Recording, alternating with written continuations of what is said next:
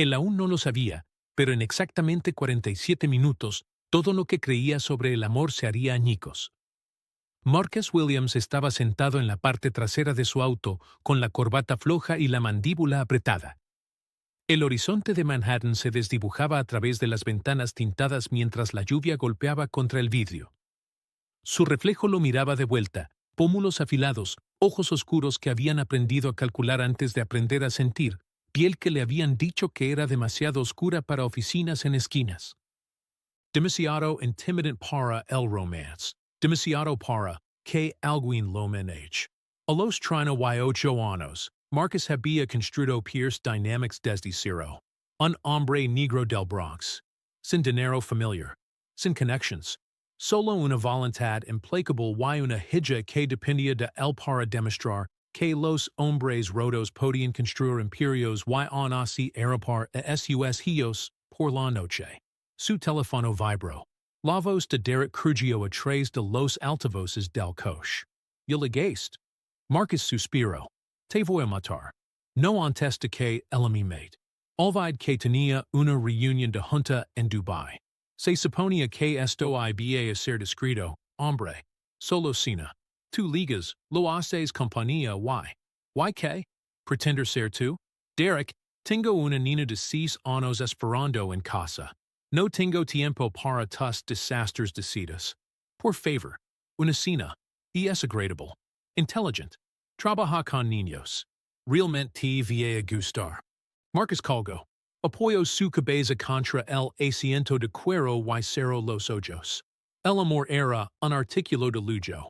Una cosa para las personas que no habían visto a su esposa desvanecerse en una cama de hospital. Una cosa para hombres que no se despertaban cada mañana cargando el peso del futuro de un niño sobre sus hombres. El restaurante brillaba con la energía de la noche del sábado. Marcus salió a la acera resbaladiza por la lluvia, con el cuello levantado, la mente enciendo la salida educada. Fue entonces cuando escuchó su voz. No, la tarifa era de $12. Mitas del cambio incorrecto. Una mujer estaba de pie cerca de la acera, con el rostro sonrojado de frustración. Lavaba un abrigo azul marino que había visto mejores años, y su cabello, grueso, rosado, hermoso, estaba recogido en una trenza que parecía haber sido hecha en movimiento. Sostenía un recibo erigado, con los hombres rectos a pesar de la fría lluvia que empapaba una tela demasiado delgada para la temporada. Te di un billet de 20. Insistió, con un tono cómodo pero firme. Son $8 de vuelta, no $2. El taxista se asomó por la ventana, agresivo.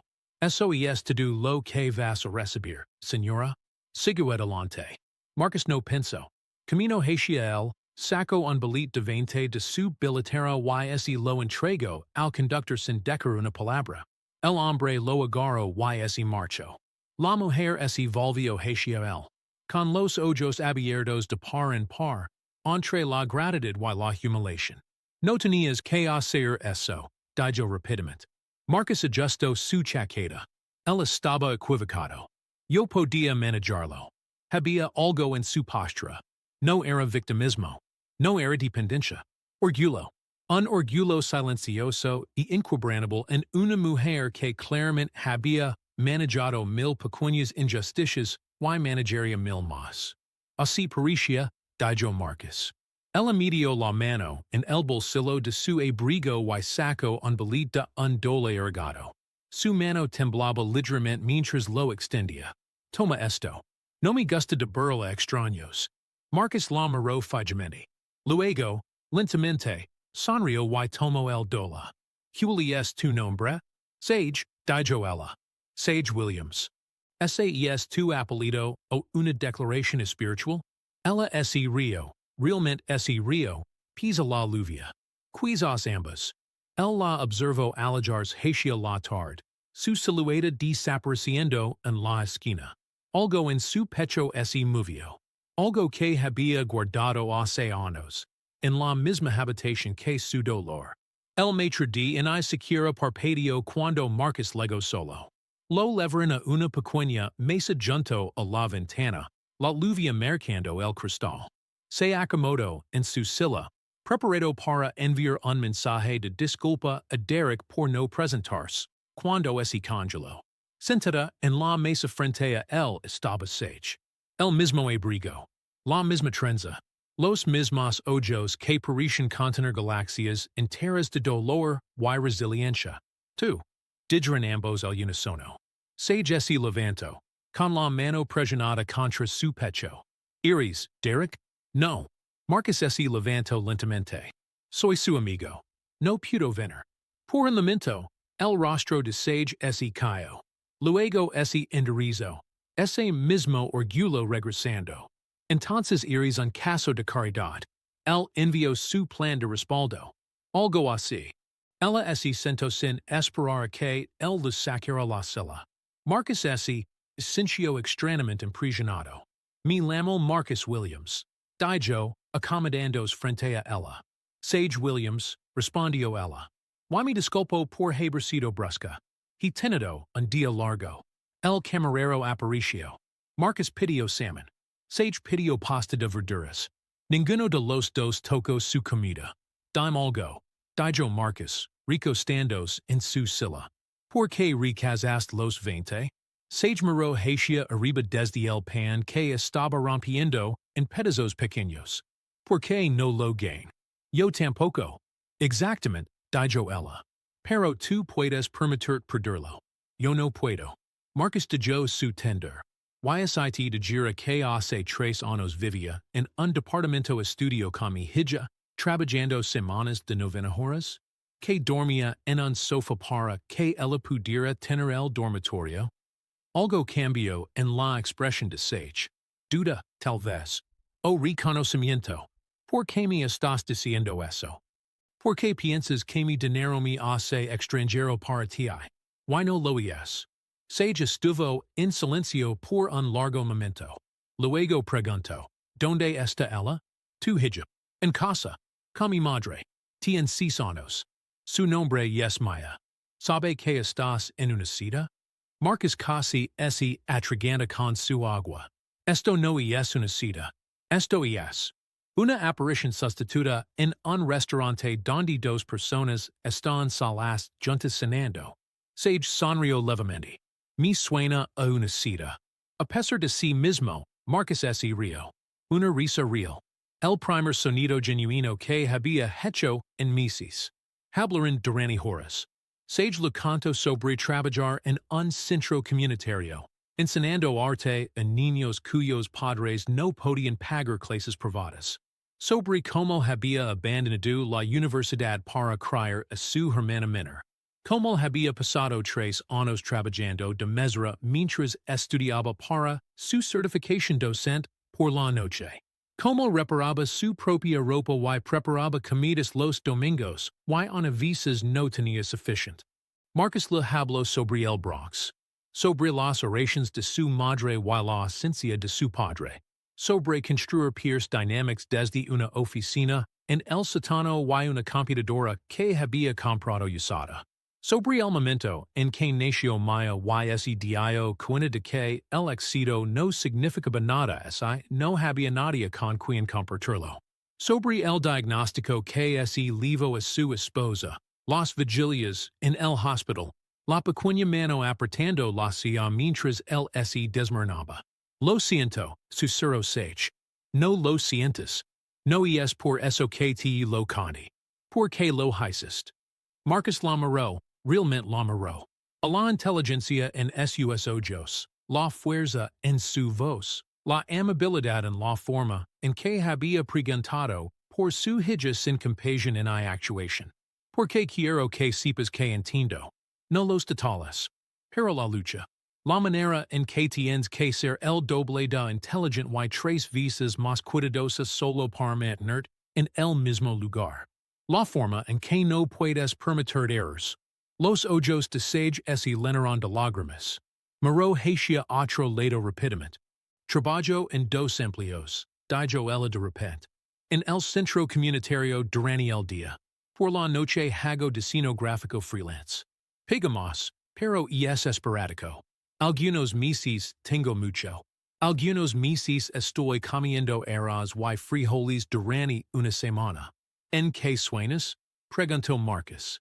Estabilidad. Dijo ella de inmediato. Un pequeño apartamento casi mío. Un trabajo donde no tenga que preocuparme por despidos. Libros. Muchos libros. Tal vez algún día abrir una organización sin fines de lucro que ofrezca educación artística a los niños de forma gratuita. Eso no es pequeño. Y tampoco son rascacielos. No, coincidió Marcus. Es mejor. Es real. La cuenta Lego. Sage alcanzó su bolso antes de que Marcus pudiera moverse. Colocó su tarjeta sobre la mesa con determinación silenciosa. Como menos, dijo. Así que yo pago. Marcus no discutió. La observó firmar el recibo con letras cuidadosas. Observó como sus manos temblaban ligeramente. Observó a una mujer que tenía tan poco insistir en dar de todos modos. Afuera, la lluvia había cesado. La calle estaba limpia. Las luces de la calle refulgendos en los charcos como estrellas quedas. ¿Puedo lavar de casa? Preguntó Marcus. Sage sacudió la cabeza. Tomare el metro. Me gusta el silencio. Me ayuda a pensar. Es tarde. Yo puedo manjar. Marcus lo creo. Pero también no podía dejarla desaparecer en la noche sin saber cómo volver a encontrarla. Dame tu número, dijo. No como el arreglo de Derek. Como yo. Sage dudó por un largo momento. Luego sacó su teléfono y intercambiaron números como si estuvieran intercambiando pedazos de sus corazones. Cuidadosamente. Con el conocimiento de que esto podría errar. Debería haberla dejado ir pero cuando Thomas dio la vuelta con el auto y Marcus se acomodó en el asiento trasero, se encontró diciendo a su conductor que siguiera a una distancia. No para ser controlador. No para ser extraño. Solo para observar. Solo para asegurarse. El camino con determinación por las aceras mojadas por la lluvia. Su pequeño cuerpo moviéndose por la ciudad como si la pusiera. Subió las escaleras de un edificio sin ascensor en Harlem, 4 pisos. A través de una ventana, Marcus pudo verla encender una luz. Pudo verla quitarse el abrigo mojado. Pudo verla sentarse en un pequeño escritorio cubierto de trabajos de diseño y bocitos. Entonces hizo algo que le quitó el aliento. Abrió un diario desgastado y escribió algo con letras cuidadosas. Luego sacó un sobre dirigido a alguien llamado para Maya, de la señorita Sage. Dentro había dibujos. Páginas de dibujos. De flores y animals y una niña con trenzas y una sonrisa. La mano de Marcus fue a su pecho. Ella estaba dibujando imágenes para su hija. Una niña que nunca había conocido. Un regalo sin expectativa de retorno. Se sentó en ese auto durante una hora, observando la luz moverse por su apartamento, viéndola trabajar, viendo a una mujer dar a pesar de tener tan poco. Cuando finalmente habló, su voz era áspera. Conduce a casa, Thomas. Esa noche, Marcus no durmió.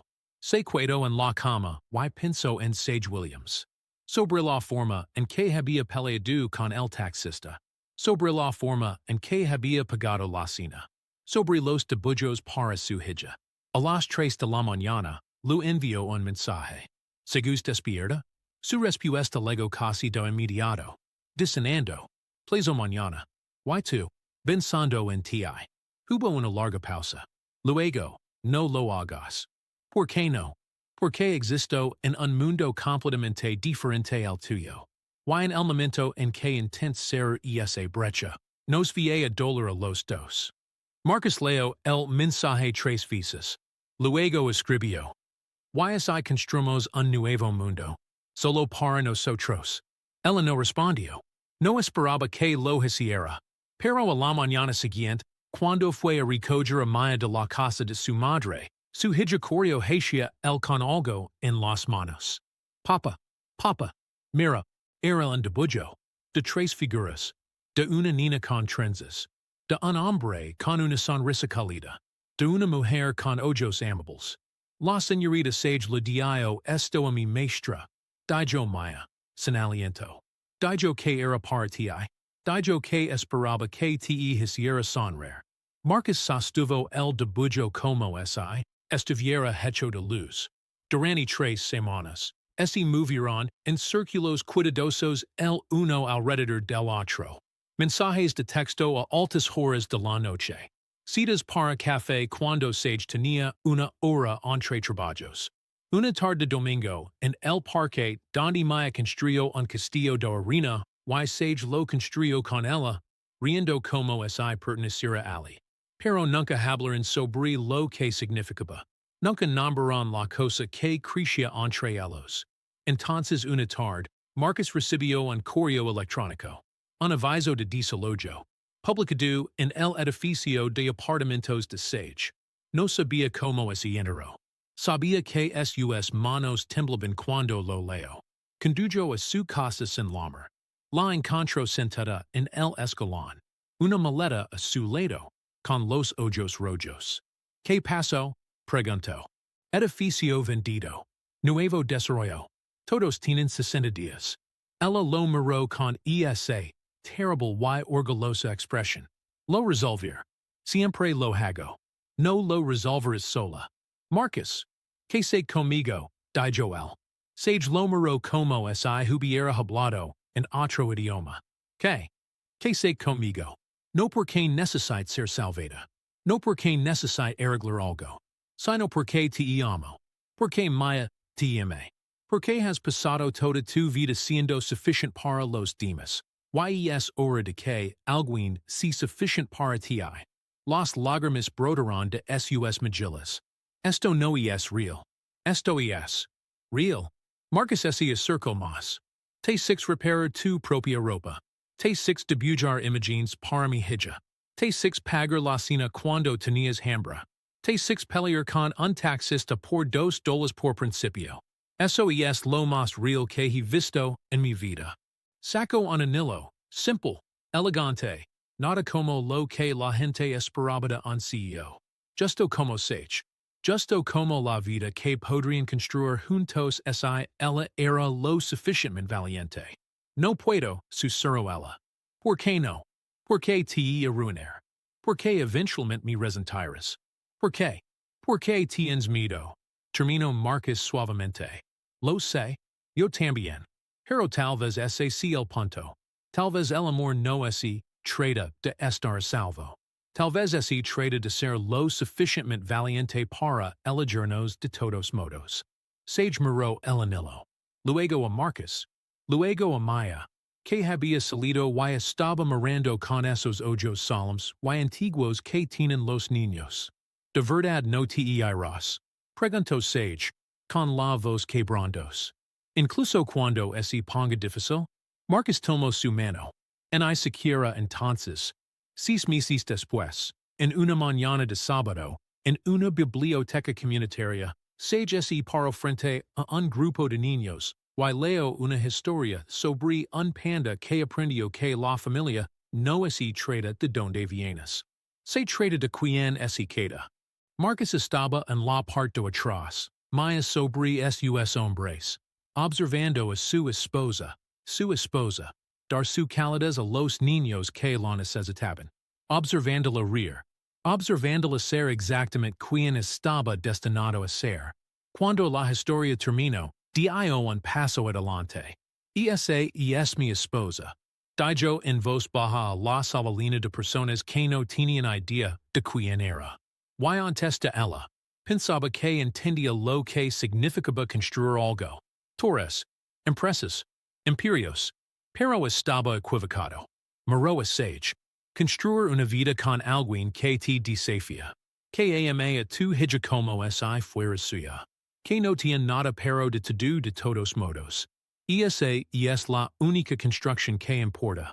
La mano de Sage fue a su boca. Solía pensar que el éxito significaba dinero, continuó Marcus. Pero luego conocía una mujer que tenía casi nada, y era la persona más rica que había conocido. Rica en espíritu. Rica en amor.